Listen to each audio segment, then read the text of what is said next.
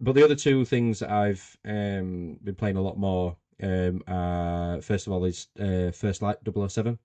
Okay. So I've been playing that on the PS5. And I think to be fair, I'm echoing a lot of Anthony's sentiments on it. Really, I think it's a cracking game, and I think it's easily the best Bond game we've ever had to date. Which I know sounds obvious, but obviously because of it's on a new console and shiny and bigger and better and blah blah blah. But as we've seen in the past, just because it's got the license doesn't necessarily mean it's a good game. But IO have done Yeah. a very very good job at making a very believable Bond story, character, universe. I think I sent it to you guys in the opening sequence when the guys like MI6 would never do this, and he's like, I'm not MI6, and it's just a Mm. Yeah. completely you can see any of the actors of the Bond movies saying that. Do you know what I mean? It's such a great one liner and sets the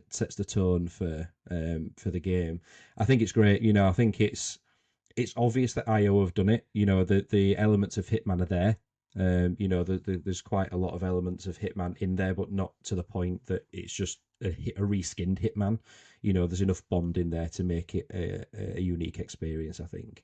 Um, I think Bond's sometimes fragile. I think Anthony mentioned this as well in the previous show with his thoughts that it seems like the hand to hand combat is very much tilted in the enemy's favour, which whether that's a choice, whether that's a specific design choice, I'm not sure, but it seems like he can punch a guy in the face, repeatedly before you get able to take him out. You get punched twice, and then they throw you against a wall. It's like, oh, he's down. It's like, oh, okay.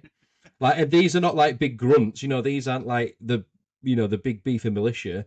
This is just your run of the mill lab guys, security guards, whatever, that shouldn't really have a very complex combat capability, shall we say. But yeah, I think it's great.